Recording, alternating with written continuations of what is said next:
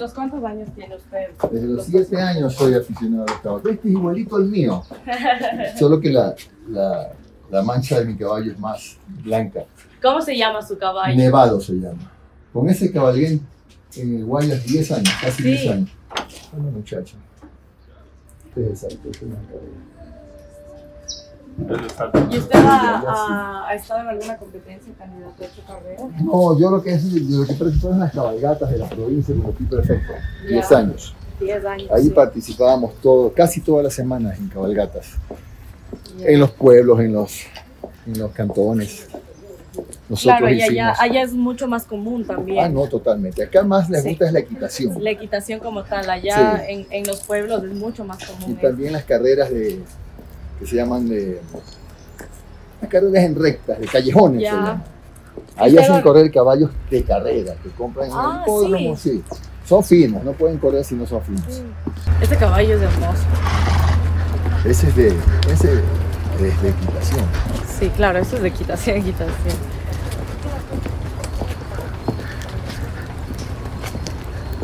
En este lugar vamos a hacer la entrevista, candidato. Donde ustedes quieran.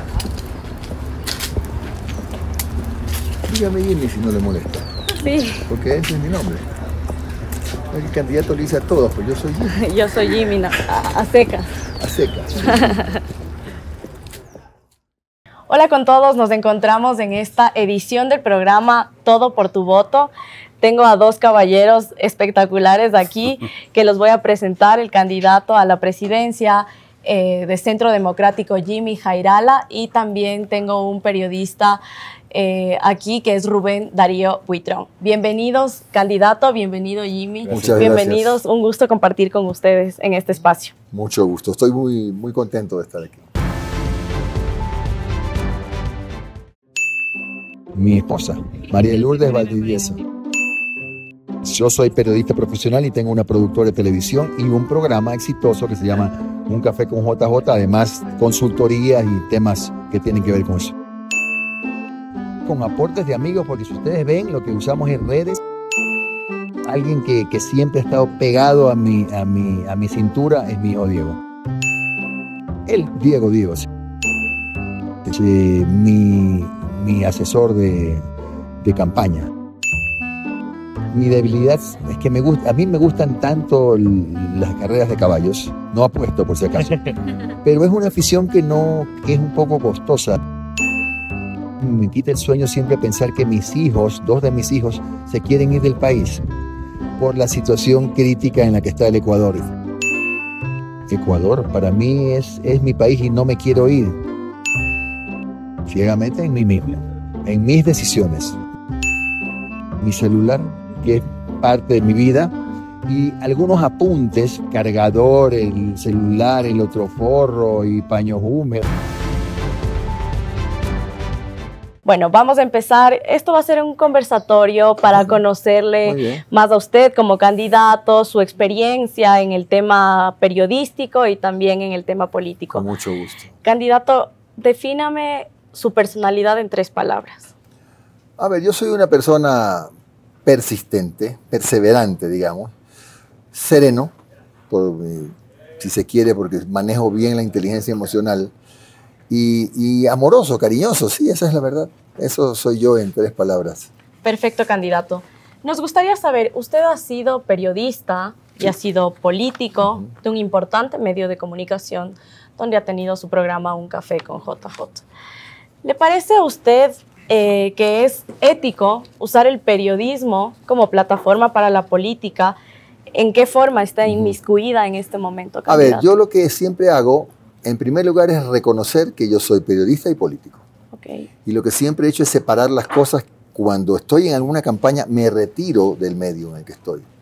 No como otros. Yo sí me retiro.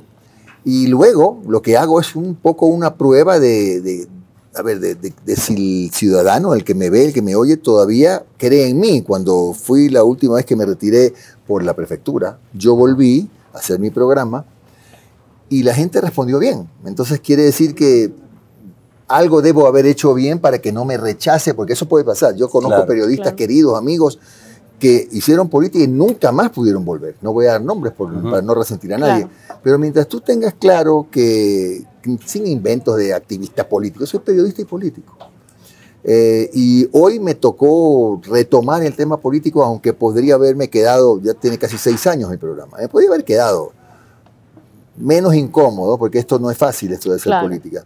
Sin embargo, por diversas razones que en algún momento tocaremos seguramente, acepté ser candidato a la presidencia por mi partido. Por ejemplo, el tema de José Serrano. Que bueno, ese fue sin duda uno, él era candidato, Rubén, él no pudo entrar al país, pidió custodia que no le fue concedida y ya no había más tiempo que perder, entonces renunció a la precandidatura y tuvimos una asamblea virtual con los directores provinciales y me pidieron que yo aceptara el reto. Y lo acepté no por tapar un bache o por salvar la vida del partido, porque el partido está sano, no tiene ni siquiera tarjeta amarilla. Lo hice convencido de que estamos en una opción de la llamada tercera vía, no me gusta mucho el nombre, pero una opción de centro que es la que exactamente necesita hoy el país para salir de la polarización en la que nos han puesto.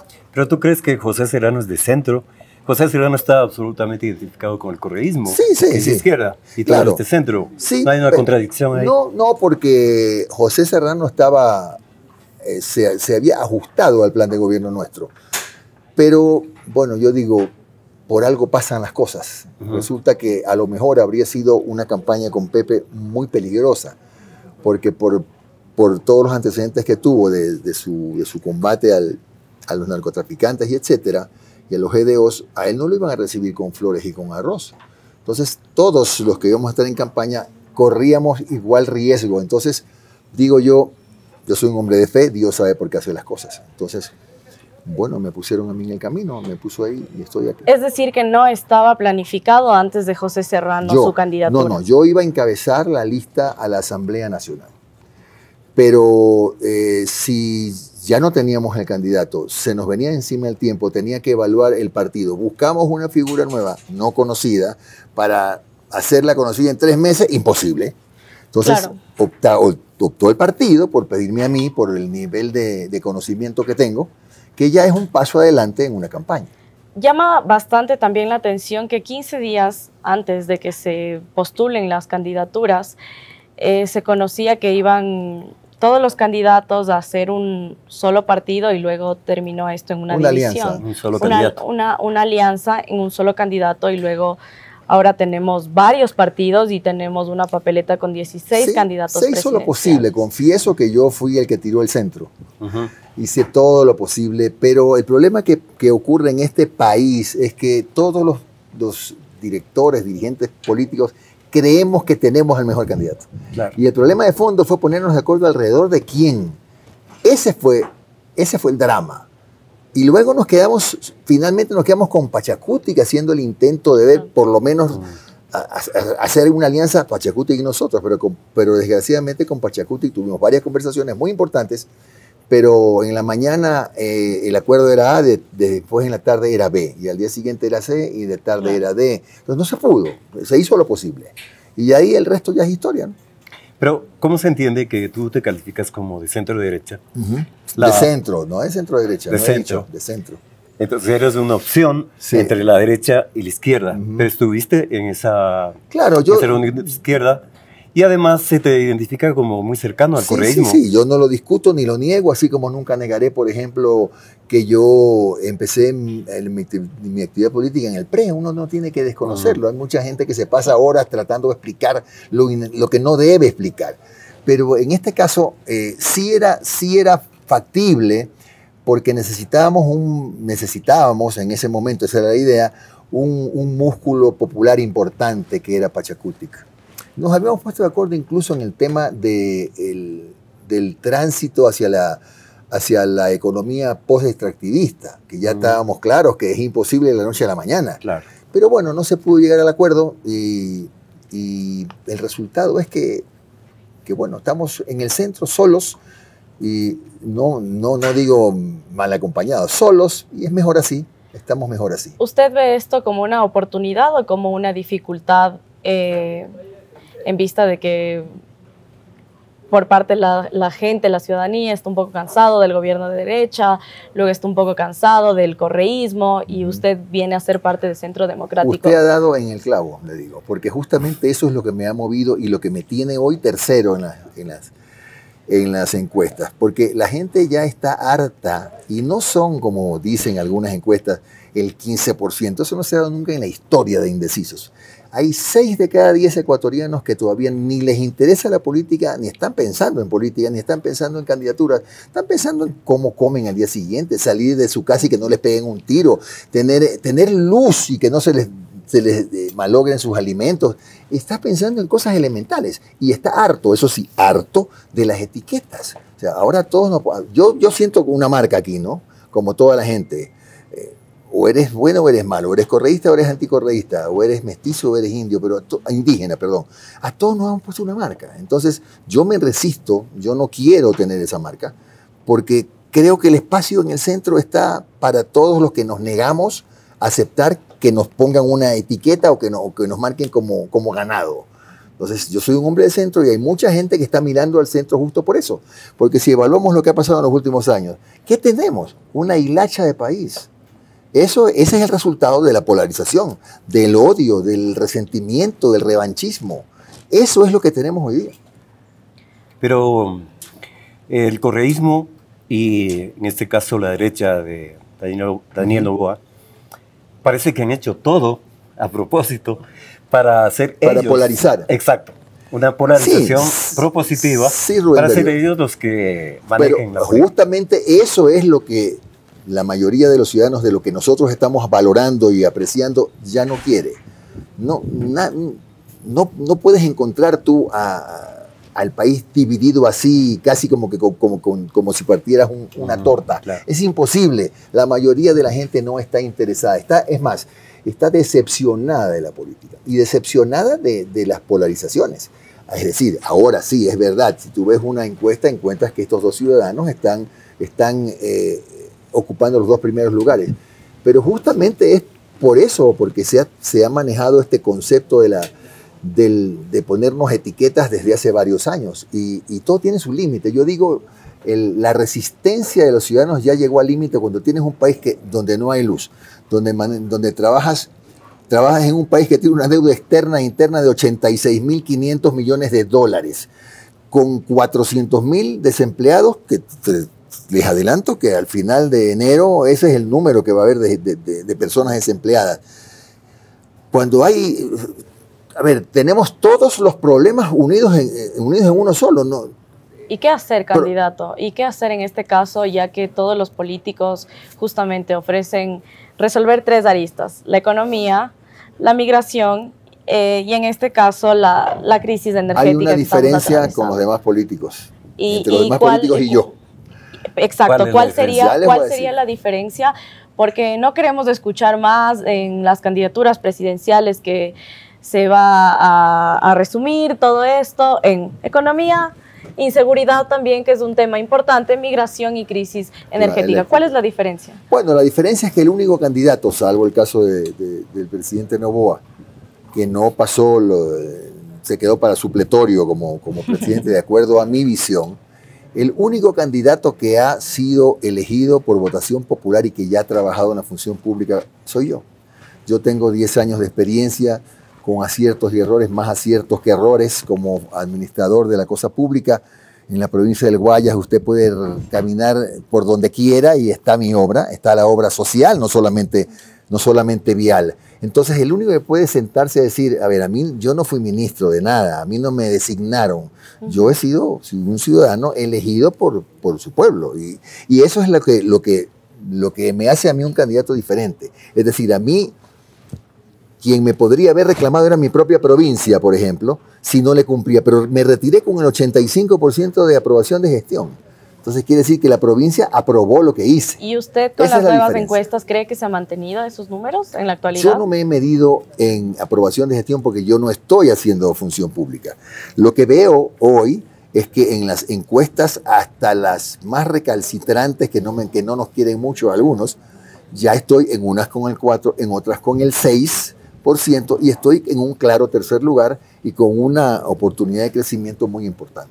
Jimmy, como político y periodista que te calificas, ¿cuál fue tu actitud, tu posición cuando el correísmo lanzó la ley de comunicación que se la consideró lesiva a la libertad de expresión? Y hubo muchos medios, muchos periodistas que se consideraron perseguidos. Ya. ¿Qué pasó contigo ahí? Si tú revisas mis declaraciones y te invito a que googlees o que busques en YouTube, yo dije una frase que es la que siempre repetía. La mejor ley de comunicación es la que no existe. Eso dice Javier Darío Restrepo. Eso lo dije yo, bueno, no sé si le habré copiado, pero eso lo sostuve yo siempre, hasta el último minuto. Y todavía mi opinión no ha cambiado. Todos los gobiernos tienen cierta persecución al periodismo crítico, creo que unos más, otros menos. El que más nos podemos acordar es en el gobierno de Rafael Correa. ¿Qué considera usted una persecución a un periodismo crítico?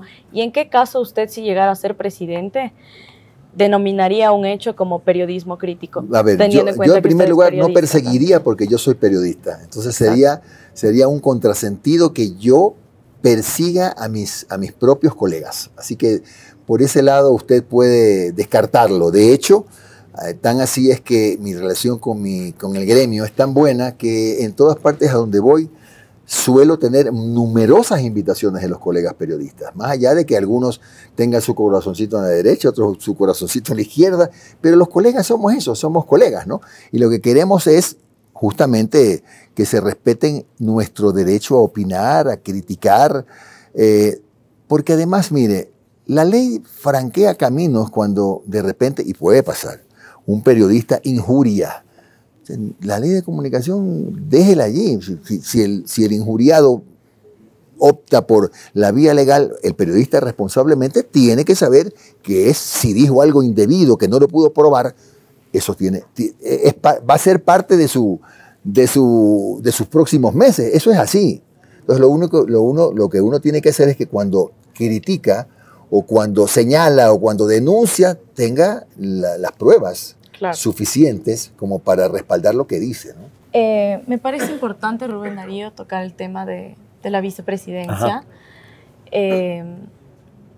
Velasco Ibarra una vez dijo que un presidente es un conspirador a sueldo. Y un vicepresidente. Un vicepresidente es un conspirador a sueldo. ¿Qué opina usted sobre Y otro tema antes de que contestes.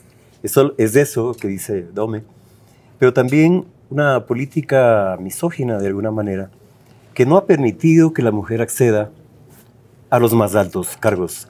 El caso de Rosalía, por ejemplo, que duró solo 3 días. Duró 3 días, ¿cierto? 3 días, porque la vieja política, vamos a usar ese concepto, no le permitió, y Fabián Alarcón ganó con un voto.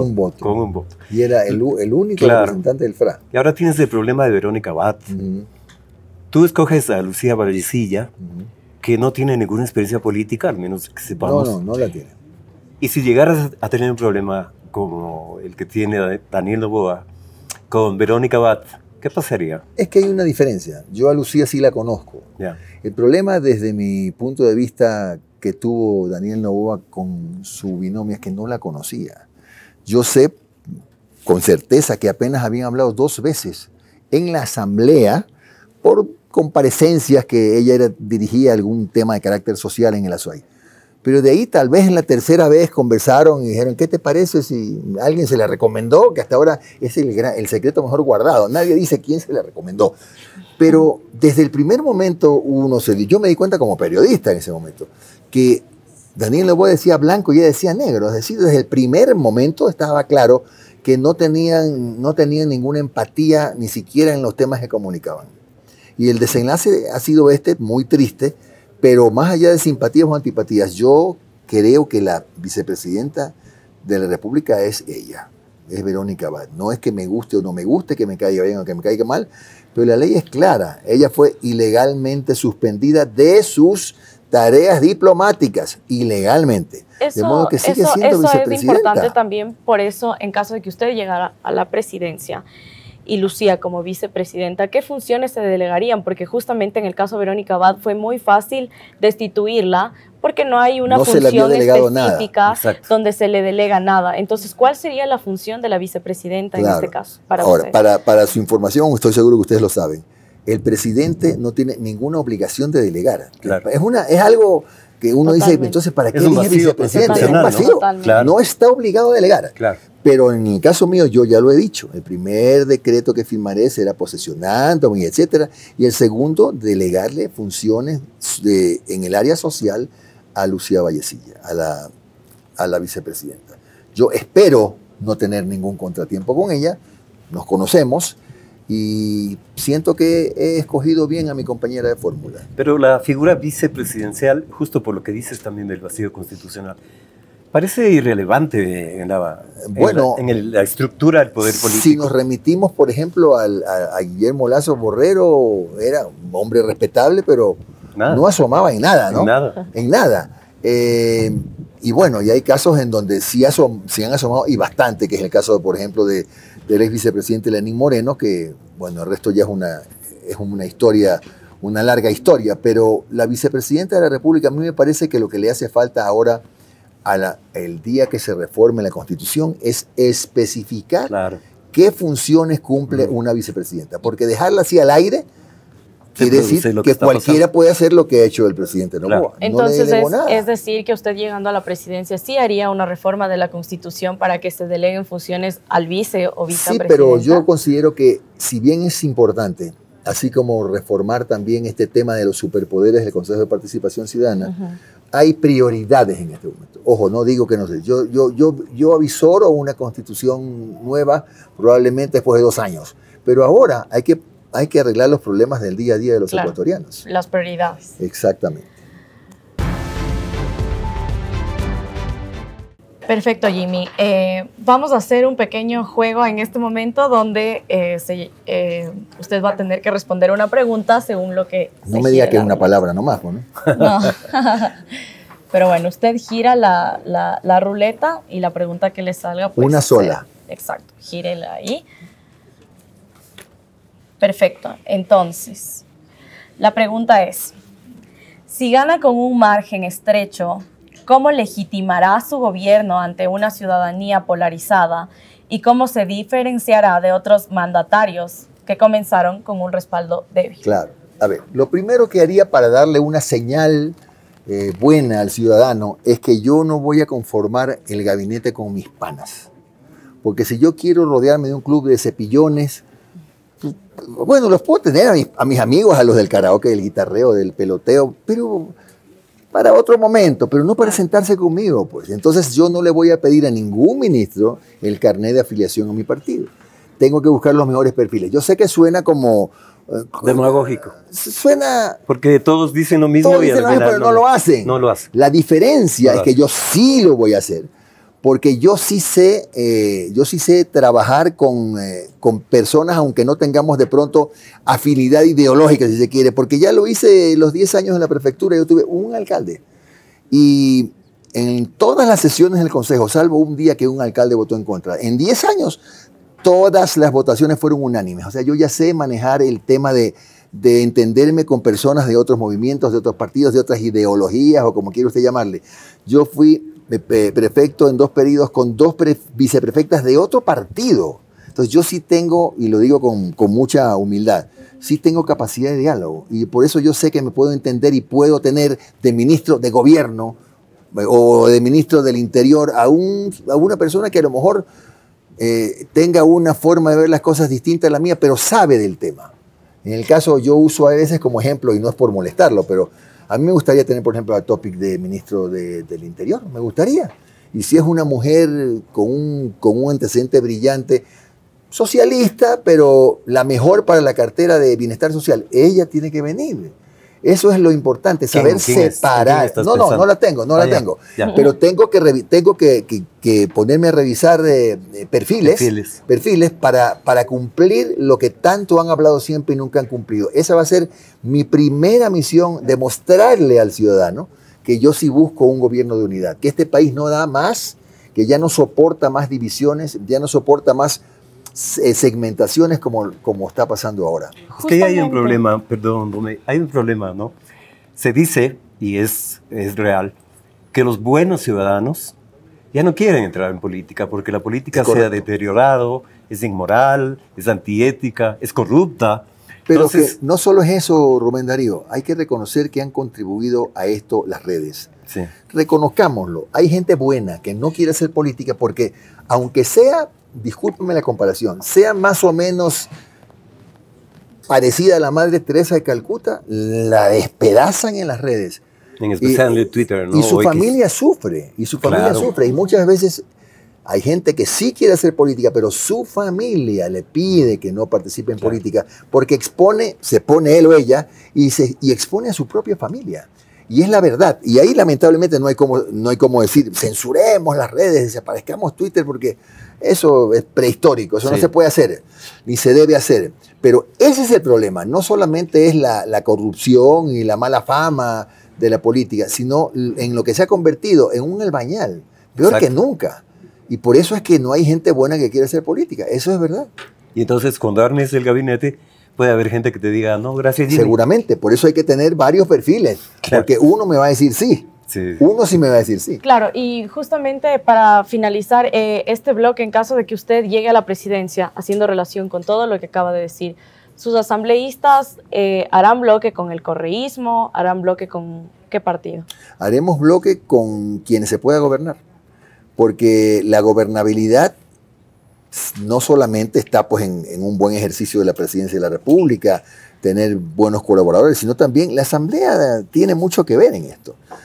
Tenemos que ver con quién podemos hacer una mayoría capaz de que pueda el presidente gobernar y asegurar que las leyes que necesita el país sean aprobadas. Porque el que le dice que no, que vamos a estar solos, que la Asamblea no me interesa, no tiene peso, poco de corruptos, no sabe nada. No, de sí política. tiene. ¿Ah? Sí tiene. ¿Cómo no va a tener Es la que peso? nos- Es la que Por gobierna. favor, ahorita. lógico que tiene peso, hay que ver, pero hay que ver con quién. Ahorita estaría yo adivinando, no quiero adivinar. Claro, a mí me llama mucho la atención, por ejemplo, que somos un país pequeño, que estamos atravesando una crisis energética, una crisis económica, una crisis de seguridad, pero sin embargo tenemos 16 candidatos a la presidencia y los recursos del país no permiten dar para campañas presidenciales a 16 candidatos. ¿Qué opina usted sobre esto? Yo le hago una corrección con mucho respeto. El presidente, el gobierno, no es que le entrega la plata a los partidos, son recursos que terminan en manos de radiodifusores, de los diarios, también en la esfera digital. Es decir, es una asignación que se fija, pero que no es que los partidos la toman para hacer campaña. Eso sería terrible, eso no se hace. Esa plata va para la famosa pauta, pero la pauta buena, ¿no? La pauta normal, la razonable. Entonces cada partido escoge, eso sí, en qué medios pone su pauta. Pero no es que le dan la plata. El problema, si eso se retirara, por ejemplo, porque hay una iniciativa, creo, del presidente en ese sentido, y también incluso creo que llegaría hasta retirar o suspender el fondo partidario, es un error de bulto, porque eso es abrir puertas y ventanas, primero, a capitales sospechosos, de sospechosa procedencia, y segundo, que ahí sí se va a dar el sueño dorado de muchos, pero no es la manera, de tener 3 partidos.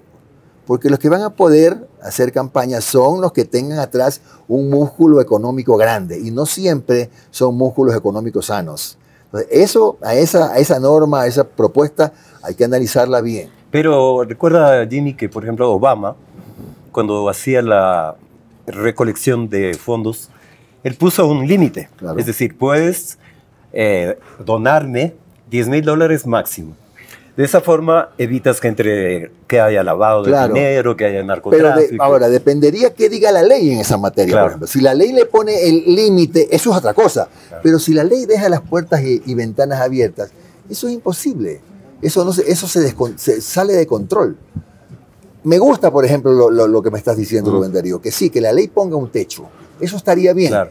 Pero yo tengo dudas de que ese sea el fondo del proyecto. Lo dudo. Lo ¿Tú dudo crees que es mucho. para que el mismo Noboa sí pueda participar? Solamente y para los otros que no? tienen billete derecho o izquierdo puedan participar. Eso es lo que a mí me O parece. sea, el correísmo y ADN. Los que tengan plata y alguno otro o a lo mejor nos quedaremos con 3 o 4 partidos nada más. Eso sería fatal, creo yo. ¿Cuántos partidos cree usted entonces que sería lo ideal? Porque justamente en Estados Unidos las políticas son totalmente diferentes. Estamos hablando de una potencia mundial, pero sin embargo pasan por filtros para llegar a 2 candidatos presidenciales donde ellos financian sus candidaturas. Y los financiamientos son públicos porque son conocidos. Exactamente. Hay empresas que aportan millones y con tal de que declaren sus impuestos, y eso es legítimo. Como Elon Musk, por ejemplo, con Trump. Por supuesto, pero ¿cómo hacemos acá con eso? Claro, justamente la comparación no tiene que ver con un tema monetario porque claramente son 2 cosas totalmente diferentes. A lo que yo iba, ¿cuál es el número? ¿Cómo reducimos el número? ¿Cuál es el número de candidatos para usted que sea ideal? Más que el número de candidatos, yo creo que hay que hablar del número de partidos o de movimientos políticos. Lo que se tiene que hacer, si es que eso se quiere, es endurecer un poco las normas que están contempladas en el Código de la Democracia para la supervivencia de los partidos. Y ahora tienes que sacar, qué sé yo, 4 o 5% de la votación para que no te saquen amarilla, bueno, pues súbanle al 8, qué sé yo, progresivamente hasta que llegue el momento en que ya los temas se limiten a movimientos o partidos provinciales o locales y 3 o 4 partidos fuertes. Pero la única vía es el Código de la Democracia. Claro, porque de lo contrario lo que existen es movimientos que se venden a uno u otro postor y te ofrecen su etiqueta. Claro. ¿No? Partido X, partido Y. Eso sí pasa. Y cobra. Bueno, supongo que otros lo harán. A mí nadie me puede señalar que he cobrado. pero otros es probable, sí, es probable. Lo que decía Dome me parece importante un poco subrayar, Jimmy. ¿Por qué no hay? Es una democracia adolescente, una democracia inmadura, esta de 16 candidatos, cuando debería haber 3 tendencias. Que está claro, ¿no? Por ejemplo, tú representas al centro, hay el correísmo que representa a la izquierda, que bueno, eso habría que discutirlo también, y ADN que representa a la derecha, que también habría que discutirlo. Pero, ¿por qué no hay 3 tendencias en una democracia madura? Es que, mira, yo siento que hoy sí hay ya 3 tendencias. El problema está en que el ciudadano es el que tiene que saber identificar quién se está trepando en la camioneta sin que sea de la tendencia. Porque hoy día a todos les preguntas y casi todos son de centro. Estoy sorprendido. Cuando fundé Centro Democrático hace 14 años 2012, y dijimos que era un movimiento de centro, de ahí nadie ni pelota le daban. ¿Centro? ¿Qué es centro? Si no hay ni libros escritos del centro. Claro. El único libro que hay en el mundo escrito del centro lo escribimos nosotros mismos con un compañero, Pavel Robles. Es una publicación que tenemos que se llama justamente El Centro Político. Pero no hay ni texto, o sea, el centro es etéreo, nadie cree en el centro. Yo sí creo que cada vez más está claro que por la polarización el centro se está fortaleciendo. El problema está en que muchos que no son de centro se quieren trepar en la camioneta del centro. Y por eso es que hay tantos candidatos. ¿Pero qué es el centro? El centro es, por ejemplo, un socialismo noruego, un socialismo nórdico. A mí me gusta el socialismo nórdico, por ejemplo. Me encanta. Fíjate tú que el socialismo nórdico no solamente es muy eficiente en asistencia social, sino que nadie podría creer que hoy día estén convencidos de que tienen que seguir explotando el petróleo que tienen debajo de los pies. Claro.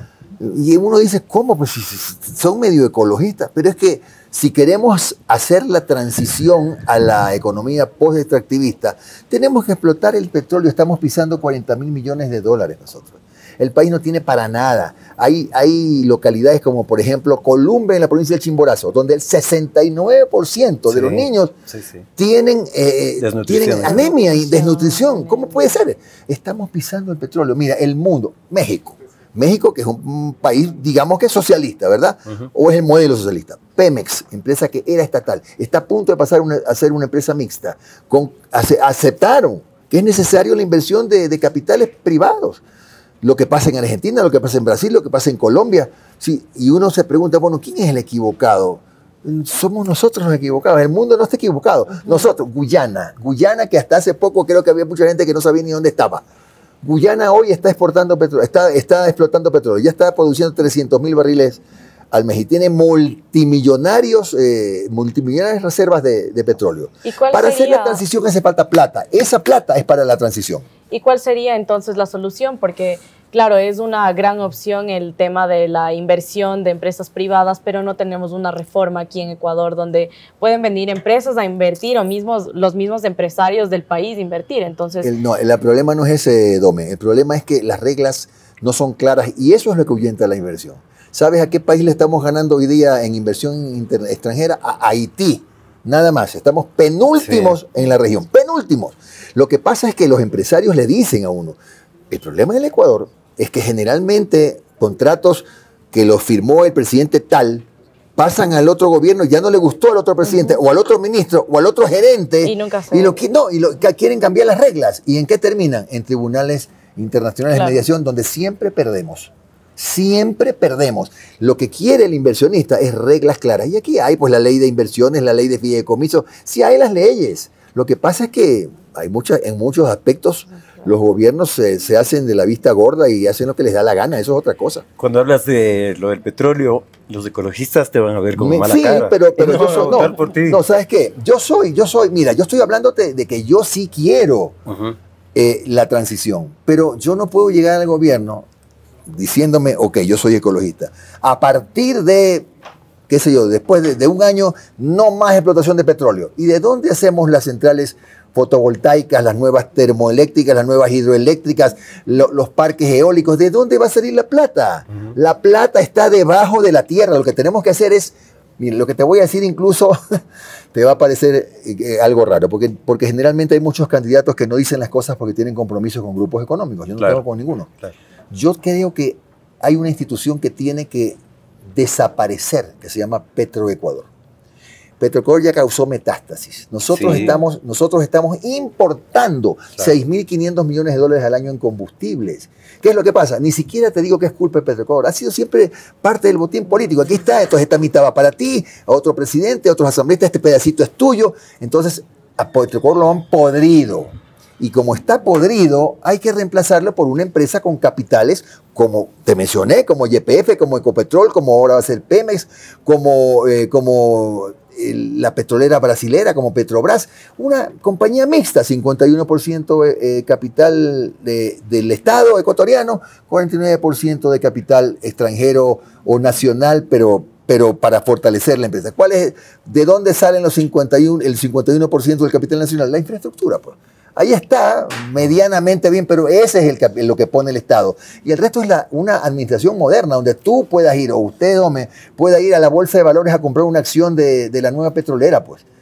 Usted o yo, vamos a saber en la bolsa de valores en qué precio se cotizan las acciones de la nueva empresa. $100, bueno, me sobraron $100, qué suerte, voy a comprar una acción. Ahí uno, como dicen esa palabrita, se empodera. Democratiza. Se democratiza. Hay que democratizar este tipo de gestiones, como por ejemplo, no puede ser que somos el único país de la región que pierda plata pues, en la industria petrolera. Eso es inconcebible.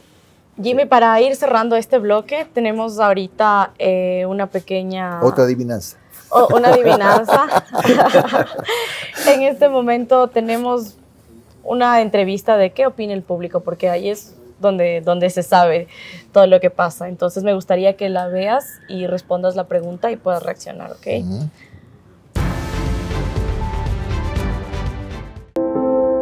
Mi nombre es Vinicio Rosada, pertenezco a la comunidad minérica San José, perteneciente a la parroquia Santa Rosa de la ciudad de Ambato. Yo estudié mis primeros años en la Escuela San Francisco de California, y por las malas gestiones, no sé qué pasó, desapareció la escuelita. La realidad es que las aulas existen, miren que el abandono en que se encuentran.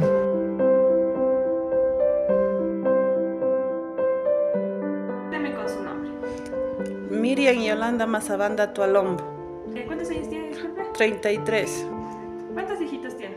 6. ¿Cuántos de sus hijitos están en la escuela todavía? 5. Ahorita estoy trabajando de empleada de costura. La verdad, solo esperando de él, porque recién encontré mi trabajo y él es el que sustenta más en la casa. Sí, ha de ser una media hora que tienen que ir, porque 6:30 se van de aquí, 7 en punto entran a clases. Sí, se me ha complicado mucho porque toca gastar pasajes de arriba abajo, tienen que madrugar. Si hubiera una escuela aquí, Miñerica San José, fuera más bueno. Y como se perdió esa escuelita, y si hubiera, fuera lo mejor que hay aquí. Gasto semanales $30 solo en pasajes. Hace de dificultar porque no hay, pues. Toca ver la manera para poder trasladarles a mis hijos a la escuela. Usted, señor candidato, ¿qué propone o qué haría por las zonas rurales, por la educación? Porque no tenemos y se nos complica ir lejos. Esa es la realidad No, sí, que sí, sí. vive el país, Es verdad, candidato. es verdad. Lo Que que tú la muchas debes veces- conocer bien. cuando fuiste Perfectamente, prefecto, porque ¿no? fui prefecto 10 Claro. años. 10 años, ¿Y exacto. saben ustedes cuál fue mi primer plan? Mi primer plan se llamó 100 escuelas.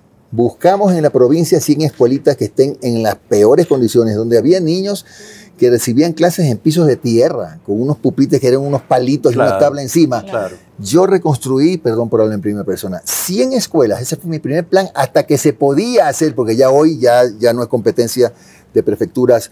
Pero puede ser no es competencia, pero puede ser un trabajo concurrente, puede haber convenios, pero antes no había tanta dificultad para hacerlo. Intervine 100 escuelas, o sea, yo ya sé y tengo claro que el problema está en que los niños estudian en condiciones indignas. Y hay que darles dignidad y hay que pensar que en pleno siglo XXI no puede haber escuelas todavía rurales donde no haya conectividad. Esto tiene relación con los contratos que se van a renovar seguramente en mi gobierno con las telefónicas, porque no puede haber un lugar del Ecuador sin conectividad. Y hay que procurar la conectividad y para esto pueden funcionar perfectamente los convenios con las prefecturas y con las alcaldías. ¿Por qué? Porque nadie conoce mejor la realidad de la ruralidad que los prefectos y los alcaldes. Tal cual. Consecuentemente, a mí me parece importante porque además, si nos ponemos ya muy políticos, hasta políticamente les conviene que haya un aporte del Estado y un aporte del alcalde o de la prefectura o de la alcaldía para ser parte de la solución a tanta necesidad que hay en las zonas rurales. Ustedes, bueno, deben saber, pero yo cuando emprendí no tenía claro que fuera tan grande la necesidad de las escuelas, de la reconstrucción de escuelas en la provincia del Guayas. Reconstruí 100, podían haber sido 200, pero es lo que alcancé a hacer. Hay que darle dignidad a los jóvenes, por eso es que hay tanta migración, porque desde chiquitos estudian en pisos de tierra, el maestro no llega, no tienen ni tiza, y así estudian. ¿Qué hago aquí? ¿Qué hago aquí? Mejor me voy. Tienen que hacer el examen, la prueba, qué sé yo, Claro. y tienen un telefonito alzándolo a ver dónde hay señal. Subiéndose al árbol. Eso no puede ser. Entonces, esas cosas hay que atenderlas con mucha, bien han dicho en este reportaje, ¿no? Esa es la realidad. Esa es la realidad que se vive día a día y que muchas veces no se muestra esa realidad. No se muestra, no se muestra. Jimmy, hablemos de corrupción. Ujú. ¿Qué pasa con Rafael Correa, el caso sobornos? ¿Tú estás convencido de que él y su equipo incurrieron en corrupción?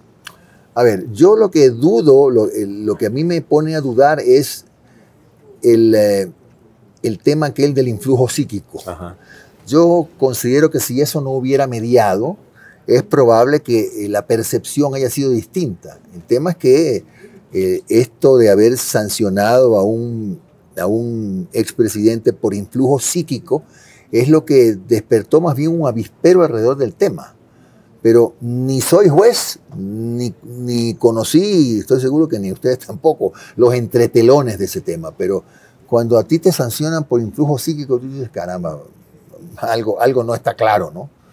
Pero Es decir, ¿tú crees que durante el régimen correísta hubo corrupción o no? en todos los gobiernos hay corrupción. Lamento decirlo, pero en todos los gobiernos hay corrupción. Lo hubo en el de Lenín Moreno, lo hubo en el de Lazo, lo hubo en los gobiernos.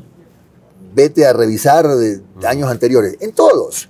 Lo que pasa es que ahora es menos difícil detectar los casos de corrupción, porque no solo que hay una gran fuga de información, sino que también las redes han contribuido, no siempre a calumniar a funcionarios, sino a descubrir verdades, y hay que reconocerlo, pero no es pues una bandera ni de Correa, ni de Lazo, ni de Noboa, ¿no? En todos. Justo tocando ese tema. Estamos viendo lo que está pasando en el gobierno actual. tocando ese tema en caso de que usted llegara a la presidencia. ¿Usted sería un presidente de sabatinas o de TikTok? No, ni de sabatinas ni de TikTok. Yo he dicho que yo voy a ser un presidente práctico, pragmático, que apareceré cuando sea necesario. Ni TikTok, yo no hago TikTok, ¿se han dado cuenta? Sí. Yo uso más bien las redes para informar. Yo no estoy diagnosticando. Si ustedes han visto algo de mis publicaciones orgánicas, ni $1 de inversión, yo uso las publicaciones en redes para informar. Yo estoy usándolas para decirle al ciudadano lo que quiero hacer y por qué lo quiero hacer. Que eso funciona mejor que un TikTok. Mira, en este momento en que, perdone por tutearla, en este momento que la gente no tiene ni para comer, que hagas un TikTok enseñándole a hacer un bolón de verde. La gente dice, dame el bolón a mí, no me enseñes a hacer lo que ya sé hacer. El TikTok tiene sus momentos y créame que no es el momento de empezar a enseñarles ese tipo de cosas. Hagamos una tortilla de camarones, les enseño a hacer una tortilla de huevo, un bolón de verde. Por favor, la gente no tiene ni para comer. Y entonces el TikTok debería usarse más bien, yo lo uso así, para informar, para decir lo que voy a hacer. Y creo que ahí es más útil. Me podrán decir, sí, pero la gente lo ve menos. Sí, pero eso no es tan cierto. Hay mucha gente, sabes que la gente que ve eso está interesada y se enganchó. Y yo considero también que los likes no equivalen a votos. Que en su momento sí funcionó, porque Sí. poniendo un caso muy claro, que es el de Noboa, que no se sabía que estaba, ni siquiera, mucha gente no sabía que era ni siquiera candidato presidencial, terminó en segunda vuelta con Pero Luis tía, González. Claro, pero ustedes Sabemos saben, que que existía. Exactamente. hay casos, no voy a nombrar a los candidatos, donde tienes candidatos que en TikTok, caramba, 25.000 reproducciones y 3.000 likes. Dice uno, qué chévere, pero eso no se refleja en la intención de voto. Claro. ¿Sí? ¿Por qué? Porque están haciendo cosas bonitas, simpáticas, divertidas, pero que al ciudadano no lo llenan, ¿no? Te reíste un ratito, te gustó, pero después dices, puta, pero no tengo luz. No tengo luz, y si no tengo luz, no tengo agua. ¿Cómo hago para comprar la comida mañana en el mercado? En eso está pensando la gente. Claro. Jimmy, si no llegas a segunda vuelta, ¿votarías por Luisa González o por Daniel Siempre me Noboa? preguntan lo mismo. Es que es súper importante saber para... Te voy a decir algo para que quede grabado. Ya. Yo sí voy a llegar a segunda vuelta. Sé que voy a llegar a segunda vuelta por la proyección de crecimiento que tenemos. ¿Con quién? A ver, en una guerra, no te lo voy a decir, en una guerra fratricida entre dos candidatos, que es la que se va a desatar entre la RC y ADN, uno de los dos muere. Claro. Y yo veo que si no se le compone el tema de la luz al presidente y todos los problemas que tiene, posiblemente el que será noqueado es el presidente. Claro. Entonces, a mí me tocará, por eso digo, yo sí tengo importantísimas posibilidades de llegar a la segunda vuelta. No te puedo decir por quién, porque yo creo que sí voy a llegar. Por lo que te digo, se va a venir la madre de todas las batallas. Sí. Y en esas batallas uno muere. Perfecto. Pero ahí tenemos algo. Luisa González, supongamos que se queda ella, y tú, tiene una estructura muy fuerte electoral. ¿Y cómo le vas a enfrentar? Fácil. No, mentira, que va a ser fácil, es complicado. Más allá de que yo siento que lo que estoy diciendo y lo que voy a seguir diciendo son temas posibles, yo siempre explico las cosas con sustento, porque mi formación de periodista me lo ha permitido. Claro. No soy demagogo. Además, cuando yo acepté la postulación, dije, yo acepto con la condición de que nadie me obligue a mentir, ni a ganarme un voto mintiendo, no lo voy a hacer. Hay que reconocer que por la polarización, y perdónenme que tenga que usar ahora esto, hay una resistencia, hay un voto anticorreísta que existe, no nos podemos hacer los locos, claro, existe. claro. Y es muy probable que ese voto anticorreísta va a decir, pucha, caramba, no le voy a dar el voto a Luisa. Pucha, pero no llegó, no, se lo daré a Jimmy. No me importa. El tema es que ese voto va a servirme también a mí en una segunda vuelta. Y mi misión será convencerlos de que ese voto lo dieron bien, porque lo que estoy planteando, lo que voy a plantear son cosas posibles, y ya pues ojalá se empiece a disolver ese tema del correísmo y el anticorreísmo con un gobierno de centro. Perfecto, me encantaría seguir este conversatorio con ustedes. Espero volverlo a hacer en otra ocasión. Esto ha sido el programa Todo con tu voto, con el candidato a la presidencia Jimmy Jairala por Centro Democrático y con el periodista Rubén Darío Huitro. Ha sido un gusto compartir con ustedes. Muchas gracias. Muchas gracias, Jimmy.